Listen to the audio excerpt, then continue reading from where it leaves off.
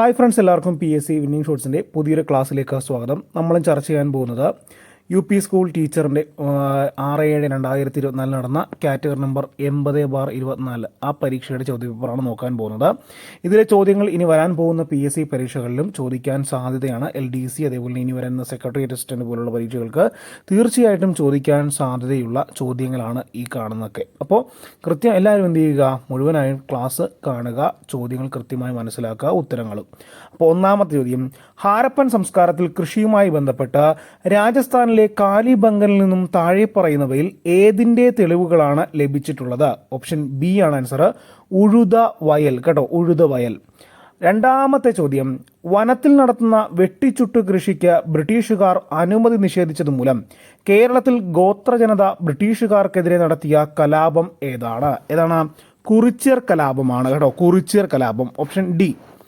മൂന്നാമത്തത്, മെസപ്പട്ടോമിയൻ ജനതയുടെ നിർമ്മാണ വൈഭവത്തിന് തെളിവായ ആരാധനാലയങ്ങൾ അറിയപ്പെടുന്ന പേരെന്ത്? സിഗുറാത്തുകൾ. കേട്ടോ, സിഗുറാത്തുകൾ. ഓപ്ഷൻ സി ആണ് ആൻസർ. ഇനി നാലാമത്തെ ചോദ്യമാണ്, ഫോർവേഡ് ബ്ലോക്ക് എന്ന രാഷ്ട്രീയ പാർട്ടിക്ക് രൂപം നൽകിയത് ആരാണ്? നമുക്കറിയാം ഫോർവേഡ് ബ്ലോക്ക് ആരുടെയാണ്? സുഭാഷ് ചന്ദ്രബോസ്. ഓപ്ഷൻ എ ആണ് ആൻസർ, സുഭാഷ് ചന്ദ്രബോസ്. അഞ്ചാമത്തെ ചോദ്യമാണ്, സഞ്ചാര സ്വാതന്ത്ര്യത്തിനായി കേരളത്തിൽ TK മാധവന്റെ നേതൃത്വത്തിൽ നടന്ന പ്രക്ഷോഭം ഏതാണ്? ഓപ്ഷൻ സി, വൈക്കം സത്യാഗ്രഹം. ആറാമത്തെ ചോദ്യം, സാമൂഹ്യ പരിഷ്കർത്താവായ വാഗ്ഭടാനന്ദൻ രൂപം നൽകിയ പരിഷ്കരണ പ്രസ്ഥാനം ഏതാണ്? ആത്മവിദ്യാസംഘമാണ്. ഓപ്ഷൻ ബി ആണ് ആൻസർ. കേട്ടോ, ഓപ്ഷൻ ബി ആണ് ആൻസർ. ഏഴാമത്തെ ചോദ്യമാണ്, 1929 ലാഹോർ സമ്മേളനത്തിൻ്റെ പ്രഖ്യാപനങ്ങളിൽ ഉൾപ്പെടാത്തത് താഴെ പറയുന്നവയിൽ ഏതാണ് എന്നാണ് ചോദ്യം. ഈ കൊടുത്തിരിക്കുന്നതിൽ ഓപ്ഷൻ സി, സിവിൽ നിയമലംഘന സമരം പിൻവലിക്കാൻ തീരുമാനിച്ചു എന്നുള്ളത് തെറ്റായ പ്രസ്താവനയാണ്. ഇതിൽ ഉൾപ്പെടാത്തതാണ്. ഇതിൽ 1929 ലാഹോർ സമ്മേളനത്തിൽ ഉൾപ്പെടാത്ത കാര്യമാണ്. കേട്ടോ, അപ്പോൾ ഓർത്തിരിക്കുക അത്. എട്ടാമത്തെ ചോദ്യമാണ്, കോഴിക്കോട് ആരുടെ നേതൃത്വത്തിലാണ് ഉപ്പ് നിയമം ലംഘിച്ചത്? കോഴിക്കോട് ആരുടെയാണ്? മുഹമ്മദ് അബ്ദുറഹിമാൻ സാഹിബിൻ്റെ. കേട്ടോ, മുഹമ്മദ് അബ്ദുറഹിമാൻ സാഹിബ്. എട്ടാമത്തത് എ ആണ് ആൻസർ. ഒൻപതാമത്തെ ചോദ്യം, ദക്ഷിണാഫ്രിക്കയിൽ നിന്നും തിരിച്ചെത്തിയ ഗാന്ധിജി 1916 ഇന്ത്യയിൽ ആദ്യമായി പങ്കെടുത്ത പൊതുപരിപാടി ഒരു സർവകലാശാലയുടെ ഉദ്ഘാടന പരിപാടിയാണ്. ഏതാണ് സർവകലാശാല എന്നാണ് ചോദ്യം. ഏതാണ്? ഓപ്ഷൻ ഡി, ബനാറസ് ഹിന്ദു സർവകലാശാല. കേട്ടോ, ബനാറസ് ഹിന്ദു സർവകലാശാല.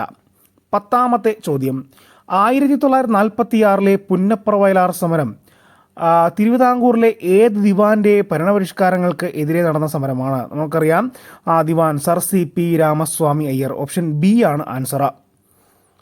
11ാമത്തെ ചോദ്യം, ഇന്ത്യ വികസിപ്പിച്ച പുനരുപയോഗിക്കാവുന്ന ബഹിരാകാശ വിക്ഷേപണ വാഹനത്തിൻ്റെ RLV പേരെന്ത്? ഇതാണ് ചോദ്യം. കേട്ടോ, 11 ഓപ്ഷൻ ഡി ആണ്, പുഷ്പക്. കേട്ടോ, ഇന്ത്യ വികസിപ്പിച്ച പുനരുപയോഗിക്കാവുന്ന ബഹിരാകാശ വിക്ഷേപണ വാഹനത്തിൻ്റെ പേരെന്നതാണ്. ഏതാണ്? പുഷ്പക്. കേട്ടോ, പുഷ്പക്.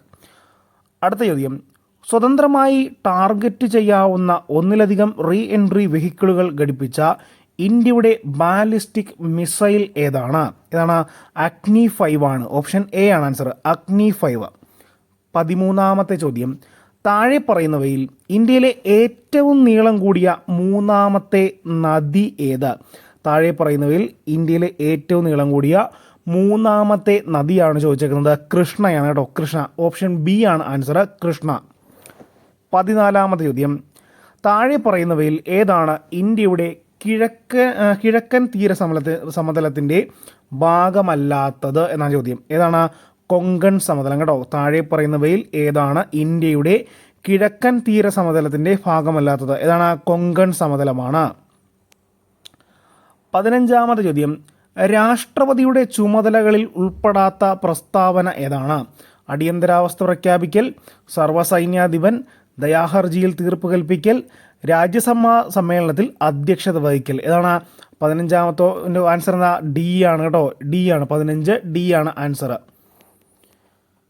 16ാമത്തെ ചോദ്യം, സാമൂഹ്യ സംഘമായ കുടുംബത്തിൻ്റെ സവിശേഷതകളിൽ ശരിയല്ലാത്തത് ഏത് എന്നാണ് ചോദിച്ചിരിക്കുന്നത്. ഓപ്ഷൻ സി ആണ്, ഔപചാരിക ബന്ധം കേട്ടോ, ഔപചാരിക ബന്ധം. 17 റിസർവ് ബാങ്കിനെ കുറിച്ചുള്ള പ്രസ്താവനകളിൽ ശരിയായവ ഏതെല്ലാം? വായ്പ നിയന്ത്രിക്കൽ, സർക്കാരിൻ്റെ ബാങ്ക്, 1 രൂപ നോട്ട് അച്ചടിക്കൽ. ഇതിൽ 1 രൂപ നോട്ട് അച്ചടിക്കൽ കേന്ദ്ര ധനകാര്യ മന്ത്രാലയമാണ്. അപ്പോൾ 3ാമത്തെ ഓപ്ഷൻ റിസർവ് ബാങ്കുമായി ബന്ധമില്ലാത്തതാണ്. അപ്പോൾ അത് ഓർത്തിരിക്കുക. 3 കേട്ടോ. റിസർവ് ബാങ്കിനെ കുറിച്ചുള്ള ശരിയായവ ഏതെല്ലാം എന്നാണ് ചോദിച്ചത്. അപ്പോൾ റിസർവ് ബാങ്കിനെ കുറിച്ച് ചോദിച്ചേക്കുന്നതിൽ വായ്പ നിയന്ത്രിക്കൽ, 2ാമത് സർക്കാരിൻ്റെ ബാങ്ക്. അപ്പോൾ 1ഉം 2ഉമാണ് ശരി. Only 1 and 2. ഓപ്ഷൻ ബി ആണ് ആൻസറായിട്ട് വരുന്നത്. 18 ബ്രഹ്മപുരം മാലിന്യ സംസ്കരണ പ്ലാന്റിലുണ്ടായ തീപിടുത്തത്തിൽ കൊച്ചി കോർപ്പറേഷന് 100 കോടി രൂപ പിഴ ചുമത്തിയ നീതിപീഠം ഏതാണ്? നമുക്കറിയാം, ദേശീയ ഹരിത ട്രൈബ്യൂണലാണ് കേട്ടോ. ദേശീയ ഹരിത ട്രൈബ്യൂണൽ. ഓപ്ഷൻ സി ആണ് ആൻസർ.